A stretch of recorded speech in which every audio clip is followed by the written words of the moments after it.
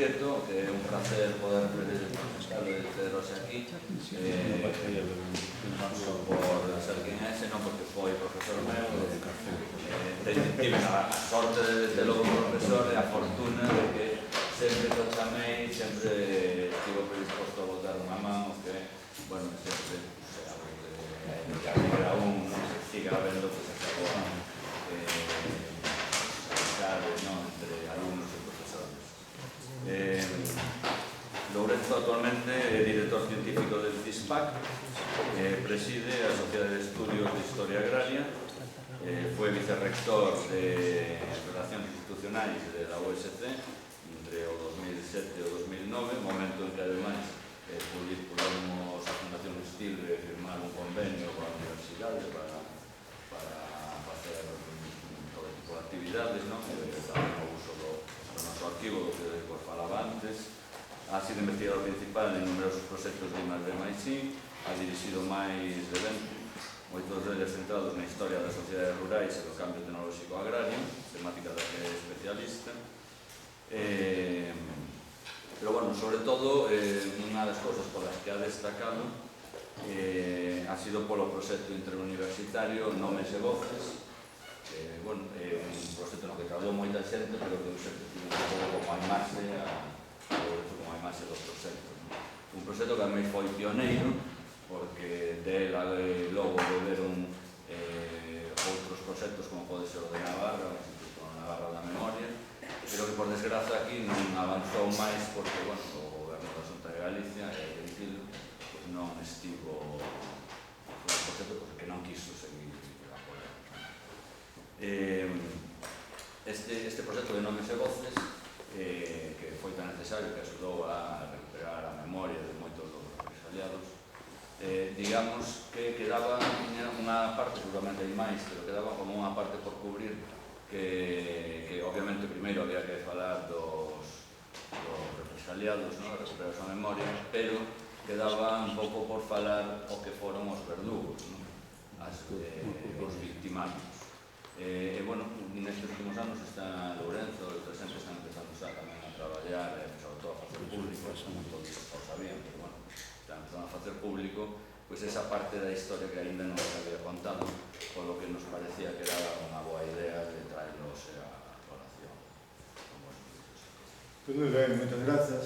Eu consigo ver a todos e a todas, que tamén hai moitos exalumnos e exalumnas e bellos compañeiros e compañeras por aquí. Moitas grazas, sí, bueno, sempre é un placer, digo mesmo que dixeche ti, pero ao revés, que un exalumno manteña a relación con os vellos profesores durante tanto tempo e que isto sexa tan normal, como debe ser, porque iso xenera vínculos que son importantes e sobre todo que permiten facer cousas. Antes de empezar, dúas cousas. Unha, un goberno da Xunta desvinculouse de Nomes e Voces, pero outro goberno anterior foi que non fixo. Digo, porque non falamos do goberno como se só pudera gobernar o partido, e por sorte, ainda que escasamente, tamén houve outros partidos que fixeron cousas importantes que siguen sendo importantes e quedan aí e outras organizacións, e por lo tanto aquilo foi unha iniciativa do partido e convén lembrar que así foi, e fomos pioneiros e foi aquel goberno que tuvo unha política nesse sentido. E aproveito para facer avanzar outra cousa que a mellor non é coñecida ou ainda non é moi coñecida, que desde hai uns meses asinamos un convenio con a Secretaría de Estado de Memoria Democrática recollendo toda aquela bagaxe para estamos agora montando un proxecto que se chama CENOMI, o Censo Estatal de Víctimas. Vamos a traballar do 36 ao 40 en principio, pero digamos, o que está na Lei de Memoria, porque durante todas as veces é todo o período ata 1900, incluso un pouco máis alá da aprobación da Constitución. Efectivamente, ten que ver coa lógica da memoria democrática e tamén co que vou contar aquí, como moi ben dicía Guillermo, que estudamos moito as víctimas, temos que seguirlas estudando, pero as víctimas, se hai víctimas, hai victimarios. Eses non estaban na película. Estaban, pero non estaban. Que é un pouco do que quero falar hoxe. E aproveito tamén para fazer un anuncio, porque mañá, precisamente, a Sociedade de Conmemoración dos 50 anos, bueno, función dos 50 anos de liberdade, que depende directamente de Moncloa, como teño que sabedes, mañá organizamos aquí, en colaboración con eles, o único acto que se vai facer en todo o Estado, máis algo que se faga nos cementerios, reflexionando sobre o 50 aniversario dos últimos fusilamentos do franquismo. Vais a facer aquí no Paraninfo mañá a 5 da tarde, estará Carmina Bustrán e un antigo presidente da Asociación de Historia Contemporánea, que é Marsaz, un xornalista do país, Magda Oranis, que foi unha das abogadas, e, bueno, non pode estar a irmá de Baena, que máis moveu este asunto sempre, porque a esa hora coincide que teño o acto periodo que teñen todos os anos. Será, digamos, un espacio de reflexión, de contextualización de que pasaba hai 50 anos e por que pasou aquel. Mais alá de memoria, o que nos facemos aquí é historia, e a nos Baena foi alumno desta facultade, estuvo sentado aquí. Tamén lo perrodó, pero en tempos diferentes e con lógicas diferentes. Bueno, vou empezar xa con isto, porque me gustaría además que tuviéramos algún diálogo ao final, intentaré ser relativamente breve. Efectivamente, pedironme que falara, pedime Guillermo, que sempre sigue moi atentamente os nosos traballos, e tamén yo teño que agradecer, porque eso permite que haxa comunicación. Falar sobre os victimarios do franquismo como unha memoria incómoda. Por que unha memoria incómoda? Todos os victimarios teñen unha memoria incómoda, e as matanzas e os xenocidios xeneran memorias moi incómodas e a veces invertidas como vemos hoxe. Non falarei do rastro dos perpetradores nas fosas da violencia golpista e na lógica da ocultación e das novas evidencias que temos no desenvolvemento do proxecto de exhumación de fosas que xa levamos 4 anos e estamos iniciando agora a segunda campaña. É dicir, falarei de algo completamente, da outra cara do que falaba o meu colega Núñez, non? El falou de cultura, de ideoloxía, da construcción do franquismo desde ese punto de vista, e a min tócame falar do que o meu colega Antonio Míguez chamou no ano 14 un libro moi interesante, moi pouco coñecido, pero que é a base de todo isto, e el forma parte a través deste proxecto, e utilizarei elementos dele, porque o noso traballo de grupo e en equipo, el chamou a xenealoxía xenocida do franquismo. Cando foron destes términos, casi ninguén o entendeu, pero 12 anos despois, aquelo foi o fundamento para poder facernos preguntas sobre o pasado que non estaban feitas. O que nos formulamos foron preguntas. Efectivamente, despois de 9 segoces, fixemos un traballo, pero había preguntas de investigación para seguir investigando. E os perpetradores eran parte desa pregunta. Coñecíamos as víctimas. Quen foron os víctimas? Cantos foron? Que foi deles? Donde estivo o engano? Porque aquí había un engano. Eles escaparon do relato, escaparon da... Todos sabíamos quen era, pero ninguén sabía quen era. Onde está? Outra pregunta nos aparecía tamén, e teñamos elementos para formulala. Os verdugos foron conscientes da magnitude do seu crimen conforme pasou o tempo. Cando quero dicir que pasou o tempo, que conforme caeu o fascismo no ano 43, viron colgado polos pés a Mussolini no ano 45, Hitler se suicidou no búnker, esa palabra estaba utilizada na transición, no 45, viñeron os xuicios de Nuremberg, no 48 se declara non só os crímenes de guerra, sino os crímenes de lesa humanidade e o concepto de xenocidio pola ONU. O franquismo era consciente, a dictadura, perdón, era consciente de todo isto. Bueno, non sei, se non facemos a pregunta non podemos indagala. E esta pregunta non se facía. Que penso eu que non se facía. Si, facíase íntimamente, internamente, non se facía en términos de investigación. Bueno, e algunhas conclusións que tiramos aí. Digamos que o que queremos son outros, o que estuvimos construindo foron outros enfoques para un novo relato do pasado, por chamarlle así. Un novo relato que tamén desenvolvimos nun libro que fixemos Antonio Dolores Vilavedra con outros 10 autores, e que foi publicado en Empresas Universitarias de Zaragoza no ano 20. E antes de seguir, teño varias preguntas para vos, pero, bueno, quero repetir isto que dixen antes. Unha parte do que está aquí é do grupo de investigación e de forma moi específica, pois son incluso viñetas de presentacións que fago conjuntamente con Antonio Míguez no marco de Instagram. E el traballa especificamente sobre esta idea dos perpetradores, das lógicas da violencia, da retórica de xustificación desde un punto de vista e eu desde un complementario. Entón, a primeira pregunta que vos quería facer porque isto de ser interactivos nestes temas é importante, é que nos parece que vos saiba que non o diga, que coñeza a foto que non o diga, senón non funciona, vale? Pero que crees que esta xente? E cando crees que é esa foto? Que pensades que pode ser? Levo apoiando moitos anos, e en moitos sitios. Puxo en Túnez, en Nicaragua, en Salvador, en Nicaragua, en Salvador, en Estados Unidos. Aquí, que crees que son estas persoas da foto? Alguén coñece a foto? No, e yo. Tú sí. Bueno, porque te estudiaste aquí e sabes moito. Que queres decir? A ver, atreveis. En relación coa guerra, en relación cos victimarios, en relación co 36, en relación coa dictadura, que crees que son? Ninguén se atreve. Que sensación vos dá?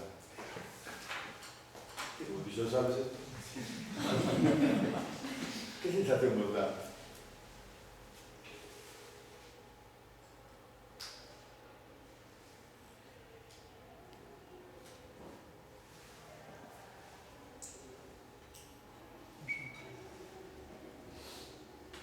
Así a bote pronto parece xente da dictadura ou militares. Sí, claro, os militares da renovación, subidos nun estrado, podemos decir que a Coruña,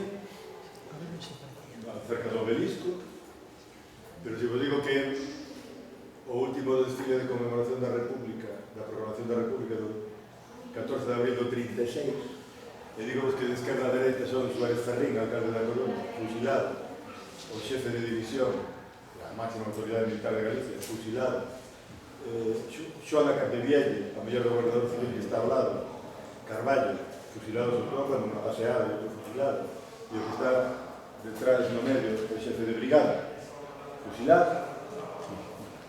Pues claro, en Nicaragua, no Salvador, unha antigua guerrilleira dixo: quen van a ser? Os perpetradores? E pues non, é todo o contrario, xusto ao revés. Por que? Esa é a pregunta. Por que non podes responder? Por que non tedes resposta para esta pregunta? Esa pregunta que nos facemos nós como historiadores. Por que non temos resposta para esta pregunta? De onde procede a memoria que adquirimos? Como se construiu? Como somos capaces de interpretar estas imágenes mal referidas a este asunto? Por que creemos que as víctimas poden ser verdugos? Porque temos unha imaxe construída do pasado que non se corresponde á realidade, que é falso. A memoria, de onde procede esta memoria que temos? Hai unha memoria que é subalterna, que é a memoria das víctimas. Unha memoria que se pasou 40 anos agochándose. Todos coñecemos estas historias. Non fales de política, non lle contes o que pasou con teu pai, non lle digas o que lle pasou ao teu avó, el mellor con non salva nada. Logo sae, claro, vai saindo, pero sae nun marco memorial que manexa quen? O Novo, Radio Nacional, la Enciclopedia Álvarez. E a propia memoria democrática que temos, como se construe? Estamos a construindo agora. E a pregunta que eu fago é: ten fundamento historiográfico? Ten fundamento no coñecemento que construímos os historiadores e historiadoras? Eu creo que España é o único sitio do mundo donde cando un vai a unha biblioteca, a unha librería, perdón, e pensade nas grandes, ficción e non ficción están misturadas no que ten que ver con historia. Aprendemos historia sobre o que dimos novelistas. Vade facer a prova, vade a Casa do Libro, a AFNAC, preguntade a calquera nunha gran superficie e ao Corte Inglés e dirá que quero saber algo sobre a Guerra Civil. Pois hai unha novela buenísima de... Claro, a ficción non é coñecemento do pasado, é ficción. E isto acontece por algo. E aceptámoslo por algo. A que memoria democrática aspiramos? Esa é a pregunta nosa. Pois nós como historiadores e historiadoras aspiramos a unha memoria democrática con fundamento no coñecemento e, por lo tanto, na investigación. O certo é que, despois de 4 anos de traballo coas fosas,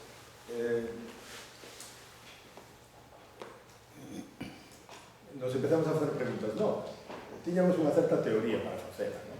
Era, pois, este libro do novo relato e outras cosas.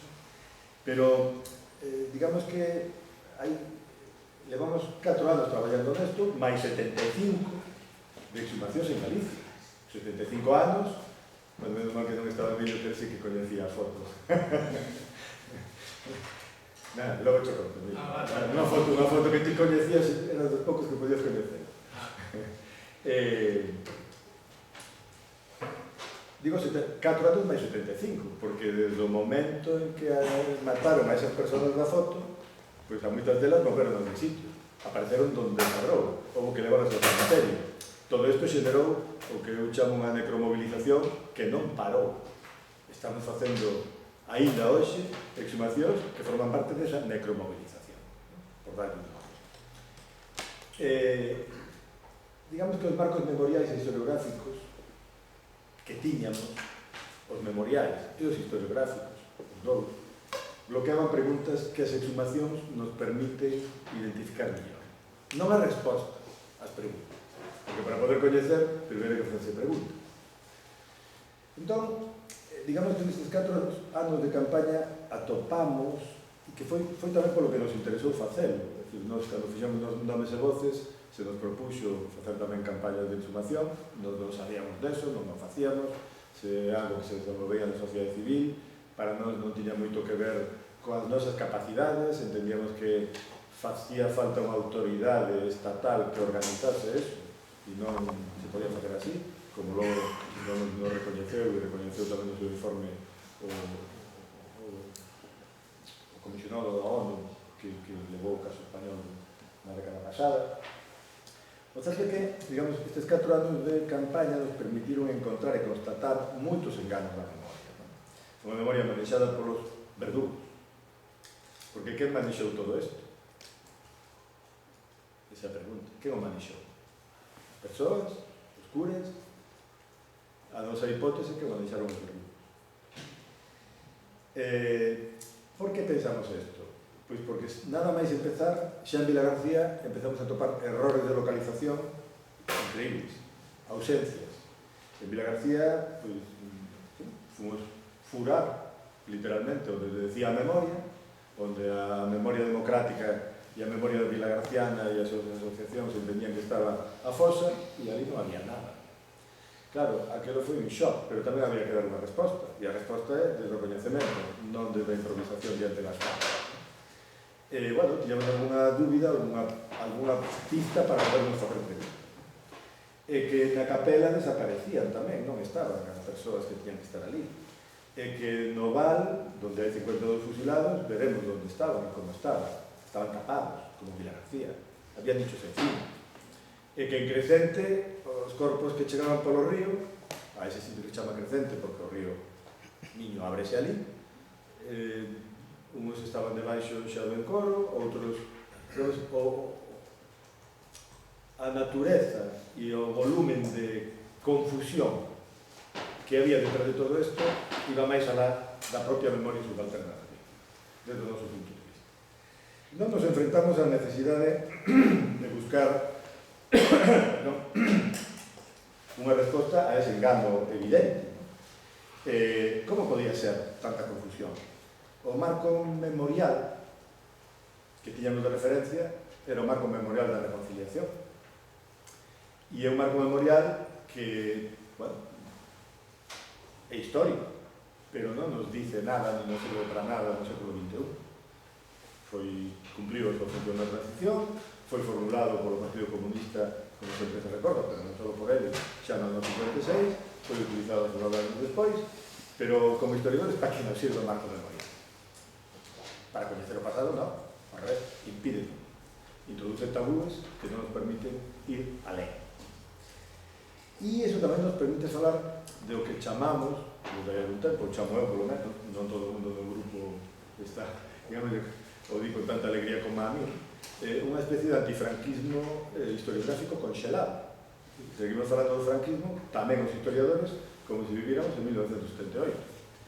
Pero, claro, con razón, as novas xeracións non nos entenden, nos falamos en claves bellas, moi bellas. Eu noto cada vez que me chegan os estudantes aquí a esta aula, despois de fazer a selectividade, e contanme marcos historiográficos que teñen 40 anos. Tamén é verdade que non fomos capaces nós de chegar a eles, pero eu creo que é un problema, unha autocrítica que nos temos que facer como historiadores. Non fomos capaces de cambiar aquele marco. Por lo tanto, asumimos e constatamos a necesidade de novas preguntas sobre os verdugos, insisto nesta cuestión. E tamén a necesidade de formular hipótesis de resposta. E esas hipótesis tiñan que ver con dúas cosas. Houve unha ocultación deliberada e unha xestión desa ocultación deliberada desde 1940, non antes, 42, 44, 45, 47, 48, desde un momento ata hoxe. Porque os marcos memoriais enlázanse consigo mesmo, non? E funcionan sós no tempo, cambiados. Había conciencia do crime. Digamos que aproveitamos, e estamos aproveitando a combinación de todas as posibilidades, non? Os estudios culturais, a aproximación dos estudios de xénero, a historia social, agora tamén colaborando cos arqueólogos, todas as probas materiais que nos permite a arqueometría, xustamente para facer máis preguntas e atopar máis respostas. Máis alá do simple análise forense de é fulano ou é mengano.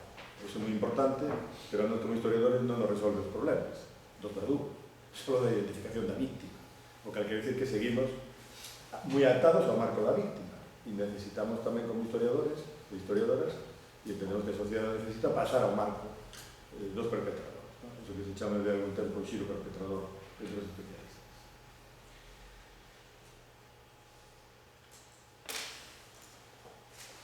Como se conectan os mecanismos de violencia masiva cos enterramentos?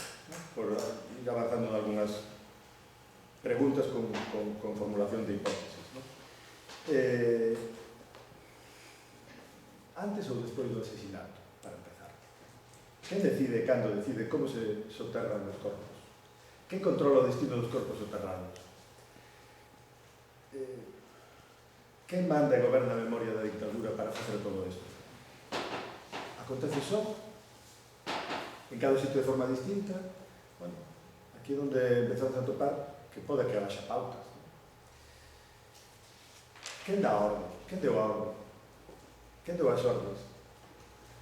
Bueno, sabemos de algúns casos, noutros non. Intuímoslos.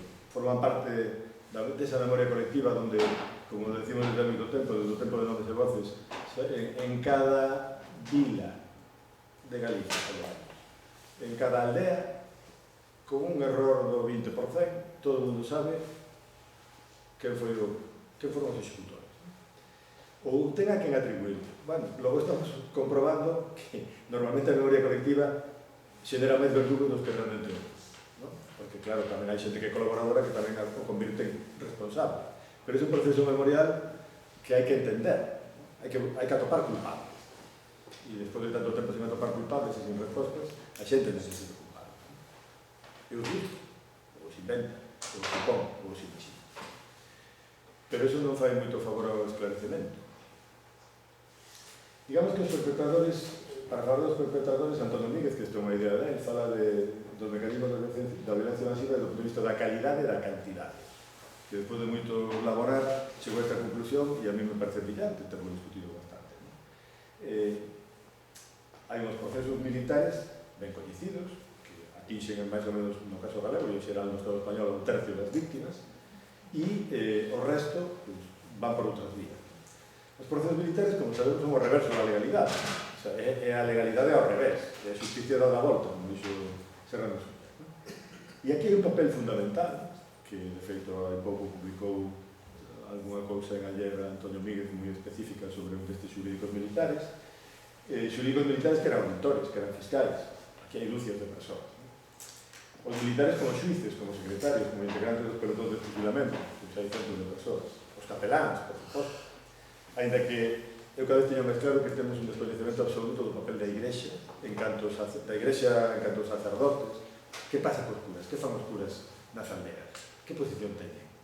Porque esa idea de que a Igrexa é un dos piares do réxime que me contan os meus alumnos de selectividade xunto con falanxe dos militares, está moi ben, pero do que pasaba realmente, os que vimos da historia agraria e da historia social rural, pois nos interesa conocer os comportamentos en cada sitio, e os comportamentos non son coñecidos, non sabemos o que está pasando, non sabemos, pouco sabemos dos curas.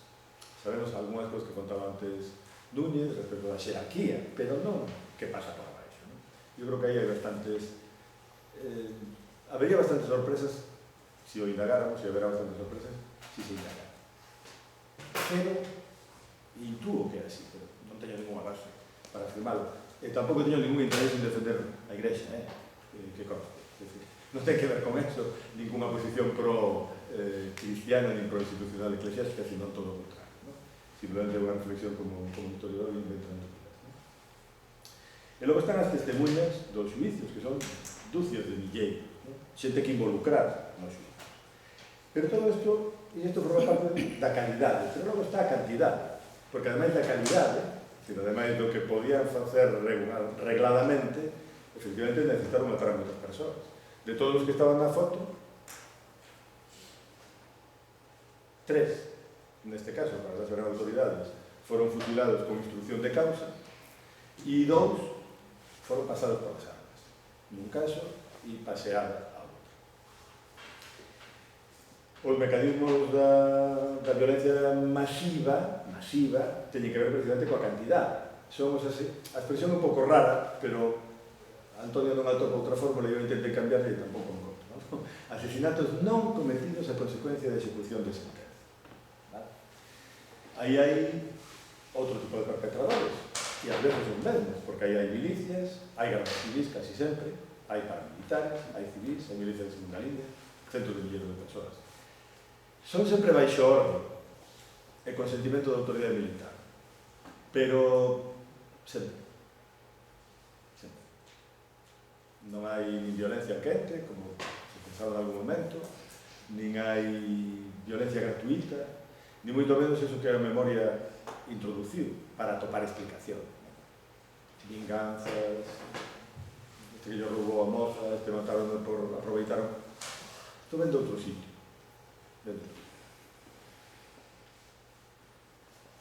Esta foto é de un grupo de perpetradores da Escuadra Negra de Irexalba, que actuaba polo Incio, Terras de Sarria, e que se fixo unha foto nas festas. Porque estaban moi orgullosos do que facían. Pero non se agocharon, están aí. E incluso presumiron, incluso pediron medallas que están solicitadas e poden verlo nos arquivos militares, no caso dos militares. Se non miramos para eles non é porque non haxa documentación, nin este pechados os arquivos. Se non miramos para eles porque non facemos unha pregunta. Esta foto de José Luis Díez, que é un académico mexicano, sobrinho de un diputado interno republicano, pequeniño do Encio, que foi asesinado por este grupo. A xestión dos corpos. Non existe un concepto único de fosa, por chegar a unha conclusión respecto a algunhas preguntas ou avanzar algunha resposta. Hai enterramentos regulares frente a enterramentos irregulares, e é difícil saber por qué en moitos casos de unha forma ou outra. Sempre falamos de Galicia, pero veremos que algunhas cousas se repiten fora. E como convén decirlo, en Galicia vamos por diante, desde hai moito tempo, xa non vamos a voces, o que nos decimos, logo comprobamos en que medida se cumple ou non noutros sitios. Vamos por diante das preguntas, vamos por diante, digamos, no risco da investigación, vamos por diante preguntándonos polos verdugos. Grandes e pequenos enterramentos conviven no tempo e no espazo. Había a idea de que en Galicia había poucos enterramentos, e moitos dixemos eso. Pero había poucas persoas nas fosas. Bueno, pues estábamos un pouco equivocados.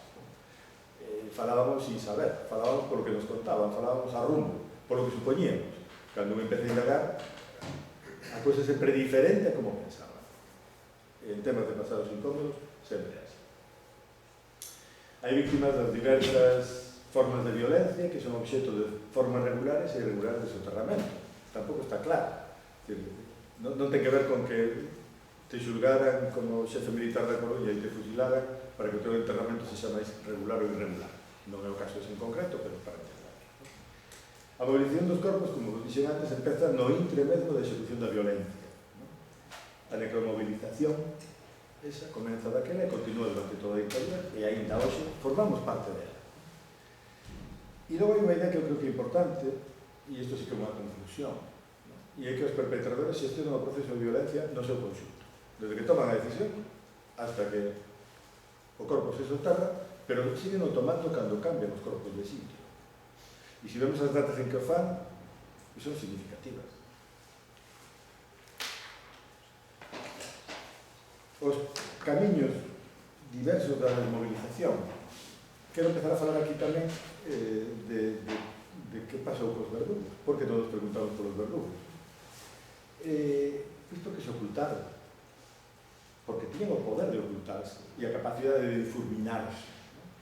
Os jurídicos militares, que foron moi importantes, os xefes militares xa son os xefes militares, sabemos quen eran, ¿no? E aí, aparte dos xefes coñecidos do golpe, pues, hai os colaboradores responsables provinciais, locais, a máis xerarquía. Aquilo era un cuartel, efectivamente. E un cuartel en un golpe de Estado, un cuartel onde todo vai de arriba a baixo. Non un obxector, supoño que aquí alguén de faría a Mili, no exército non hai dúbida respecto de quen manda. Bueno, pues actuamos como si eso non forase. E pensamos nese pasado como si eso non forase. Claro que hai unha xerarquía a mellor compartimentada ao principio da guerra, pero bastante fácil. Os xurídicos militares foron absolutamente fundamentais. Eles foron os que definiron o que esa justicia real e todo o entramado para facer os xuicios e para buscar a justicia, incluso para frenar a guerra. Pero que pasou con eles? Pois diluíron o seu pasado nas propias estruturas da violencia. Seguiron carreiras militares, moitos chegaron a ministros do exército, outros pasaron á política e tuveron políticas exitosas, todos foron gobernadores civiles, estuveron nas posicións máis privilexiadas do régimen e desde esas posicións, claro que xestionaron tamén a memoria, lógicamente, o presente e o futuro en parte da dictadura.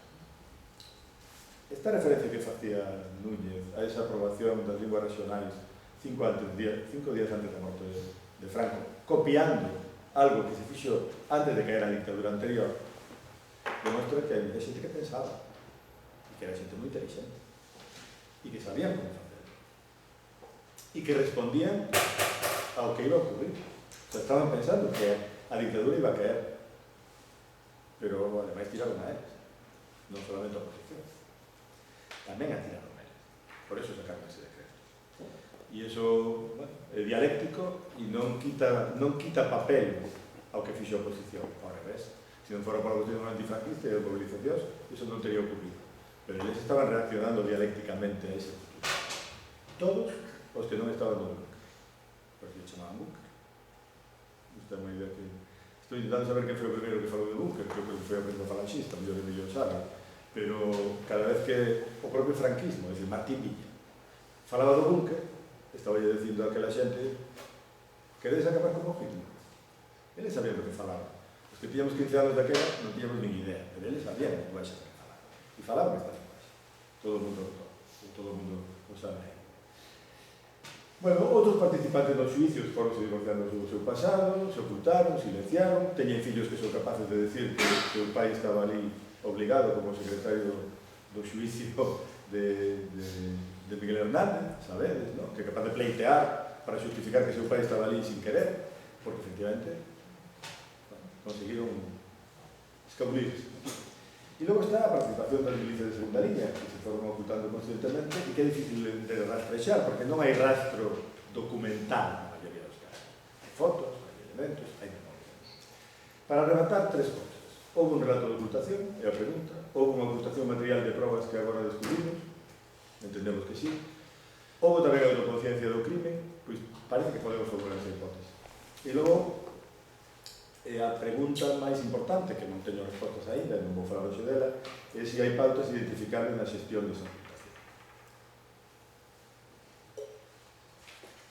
O relato de ocultación, que é coherente co relato de ocultación, coa ocultación das probas materiais, se queremos seguilo, e eu levo ando, digamos, utilizando esta forma, pensemos en Cela. E moi brevemente, e logo deixo para preguntas. O relato de ocultación é un relato potente, cambiante, duradeiro, dominante até hoxe, identificable precisamente na ficción, na novela de Cela, que é moi poderosa. En de que hoxe, por sorte, ninguén a lei. En de que os seus epígonos están moi queixosos de que non se lea. No 42 foi un libro encargado por Juan Aparicio para explicar por que houve que fusilar a tantos xornaleiros. Todos limos, bueno, moitos limos Pascual Duarte, pero seguro que non recordades por que o mataron. Se alguén o recorda, logo me decides. Porque aí está a explicación. Tempo despois, e no marco desa reformulación da segunda xeneración do réxime que non fixera guerra, que é Fraga e Guibarde, dese proceso de modernización, queren cambiar o relato. E dentro dese cambio de relato, aparte de facer un servicio de estudios da Guerra Civil, que dirixe, por certo, un doutor en farmacia, que se chama Ricardo de la Cierva, tamén promoven publicacións, entre outras, outra bestela, que además era moi amigo de Fraga, como esta novela.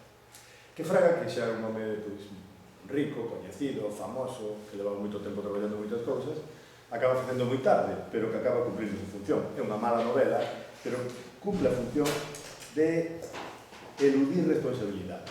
É o momento de que todos foron culpables, isto vía seguir, era pendente o 36, non había ninguna dúbida sobre eso, pero ese é o relato de Cela, é o relato do Ministerio, e o relato que ampara os verdugos.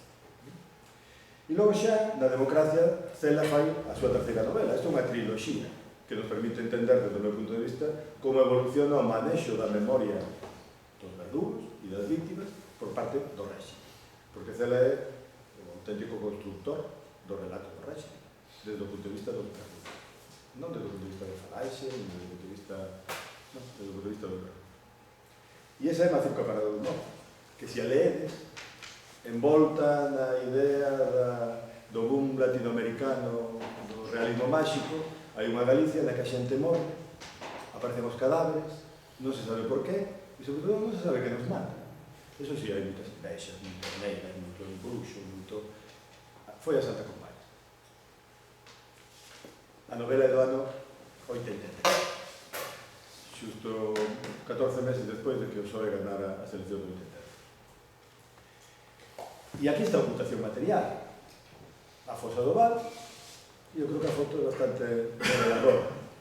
A pregunta é, só ocurre aquí ou ocurre en máis sitios? O que nos parece ocurre en máis sitios.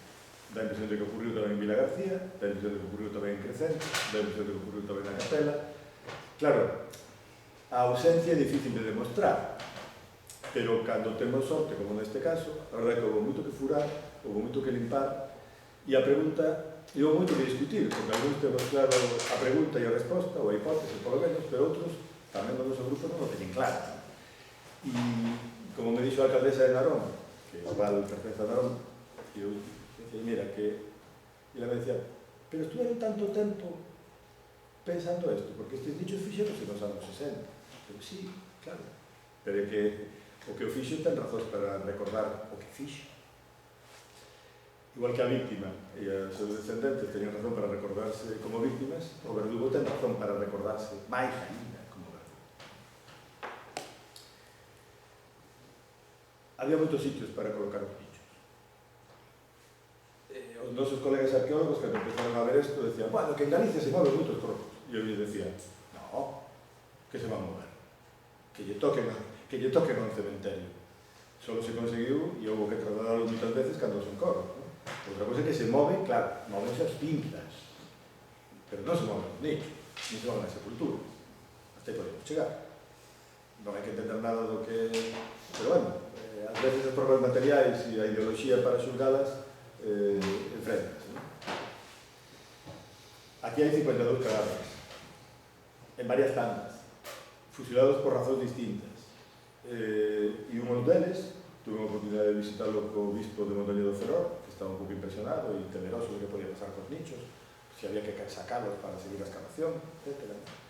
E, bueno, cando lle contei que aos 23, lo que eran suboficiais do Arsenal, que estaban presos desde xullo, os fusilaran ao día seguinte de Nadal do 36, dixo, que crueldade. Dixen, non, ao revés, desde o punto de vista... Isto era moi común, deixabanlle celebrar o Nadal e logo fusilaban.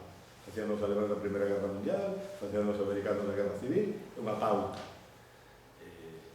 O terrible que os fusilaran no día, e que os fusilaran cando fracasa a batalla de Madrid, precisamente.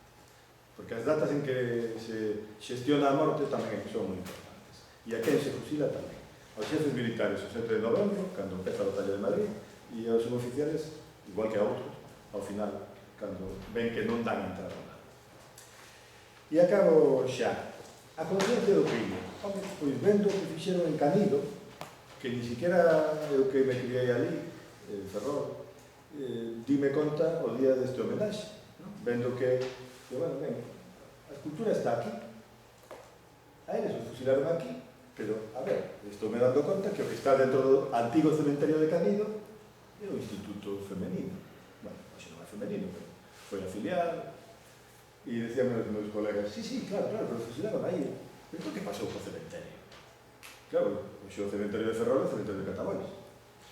Bueno, pois o que pasou co cementerio o trasladaron. E cando o trasladaron? En xullo do 45. Foi cando se inaugurou outro. E cando empezaron a pensar en como reconstruen o desexo do traslado? Pois xa no ano 37 empezan a falar.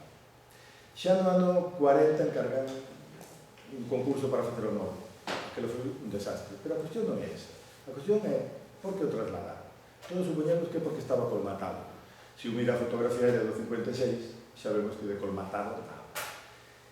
Se un recorda ou analiza todo o que está escrito sobre ese cementerio, estamos diante do cementerio, do segundo cementerio da Ilustración de España, feito con normas higienistas no pico do monte, para que as augas caigan hacia a Malata, para que lle dé o vento, o sea, para arrebatarlle a igrexa o enterramento das persoas, ¿no? Da Quintana, mortos e de vivos, a xoia da Ilustración, como Arsenal, como Barrio da Magdalena, que van a desfacer. Ali están enterrados diputados das Cortes de Cádiz, militares famosos, almirantes do Arsenal, Benito Vicento, próceres locais, intelectuais, todo se trasladou, 300 e pico fusilados e paseados. E a cuestión é que isto non só ocurre aquí, polo que sabemos tamén ocurre en Mallorca, con Manacor e con outros cementerios. Que decir, esa ansia de borrado está na literatura e está na materialidade. Unir unha cousa e outra pode ser complicado e ao mellor non choca. E ao mellor, incluso en todo isto, pues, suscita moitas preguntas ou incluso tan contraintuitivo para vos que vos pode deixar non me creo nada do que me conto, por eso hai que deixar tempo para as preguntas, para que falemos. Vale? Así que ahora é o vosso turno. Quedastes chocados, ni me aplaudiste, non?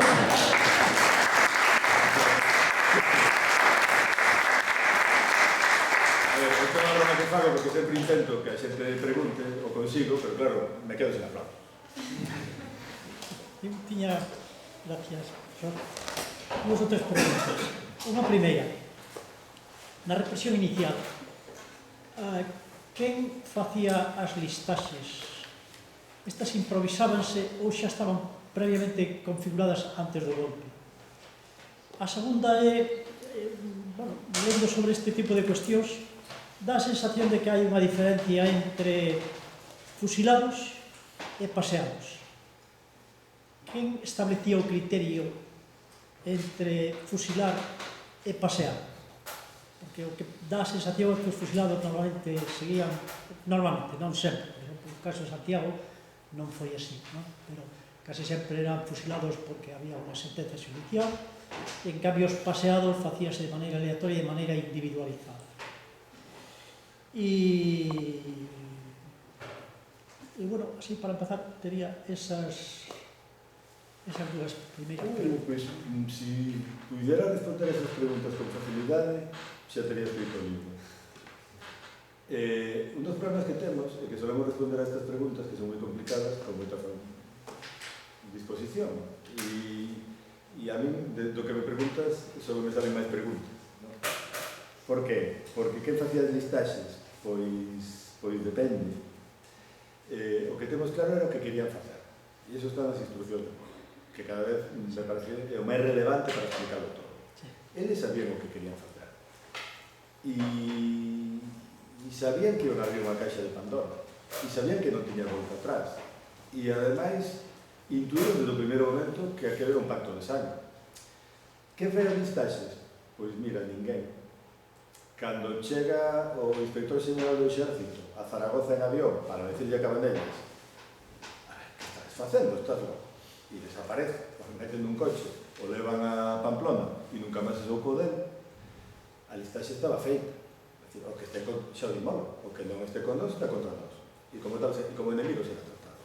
Xefes militares da Coruña, Azarola. Azarola ten un proceso moi curioso, porque ali onde se define, como intentamos explicar no libro de Bautista de Verdugos, é onde se define por primeira vez a pauta de por qué e como se pode fusilar a un superior.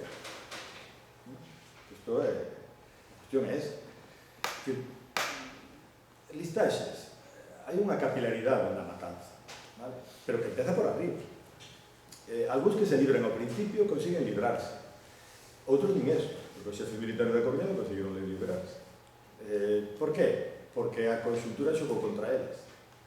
Outros xefes militares puderon librarse. Por qué? Porque a conxuntura xogou a favor deles.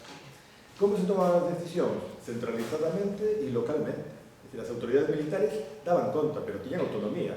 Un coronel dirixe o seu regimento, non? Un gobernador militar dirixe a súa circunscripción, pero ten que haber unha coherencia do que se fai, e hai unha área de mando, e hai justamente o que non hai ese tercio, o sea, eses 2 tercios que son paseados.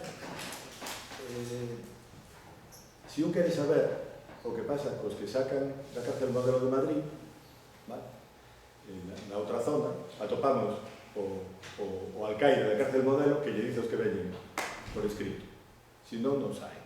Logo teñen que asaltar, pero el dice por escrito, vale? Aquí non hai nada por escrito,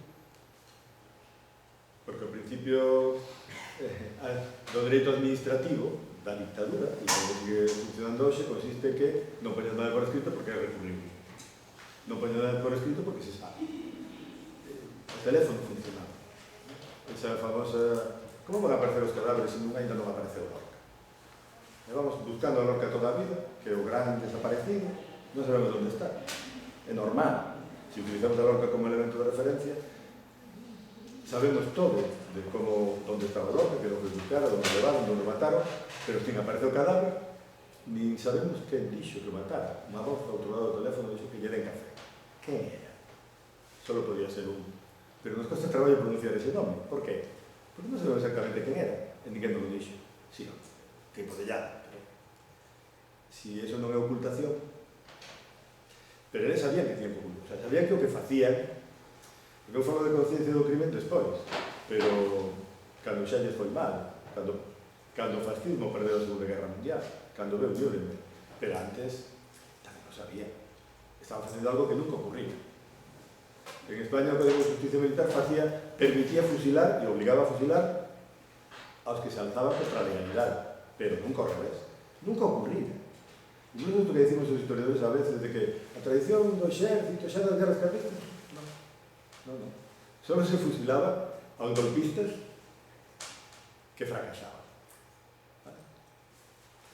Pero nunca se fusilaba as autoridades legítimas, nunca se fusilaba os outros. Don listaxes, o gallá se encontraron, alguna hai, e de feito hai moitas historias na miña familia, hai unha historia de listaxes, que levaba unha, que estaba o meu avó, ao final caeu.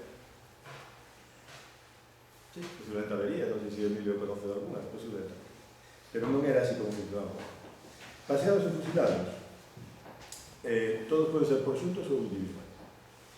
Non hai nada que diga que todo pode ocurrir a la vez, vale? Os fusilados, os suboficiais fusilados, creo que se ve na foto, non sei se se ve, aquí non se ve ben, pero algúns levaban grilletes, ¿no?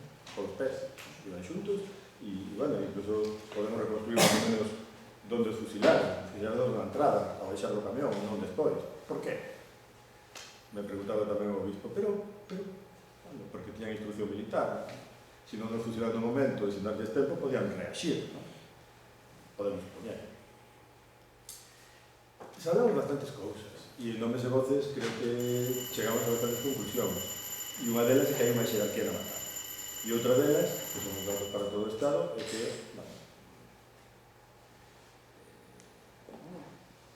de todos os asesinados son, e hai que chamarlos asesinados, o sea, porque tendemos a utilizar a linguaxe xurídica que les nos deron, antixurídica. Foron pois, nos 8 primeiros meses, según os territorios. Claro, que logo seguiron matando moito, ¿no? Pero, e logo está o xerto de ocupación, que aplica mesmo, etc. Bueno, entendíme moito, pero que a pregunta era moi complicada. Ten aí un par de preguntas, Xan, Emilio. Nada, bueno, pero eso, no sabes, nosotros trabajamos justamente con víctimas y con familiares, ¿no? Y quería hacer fíjate en esto que falabas, sobre todo da ocultación, de algo que o equipo, ustedes son buscando una tesis de Conchi, ¿no?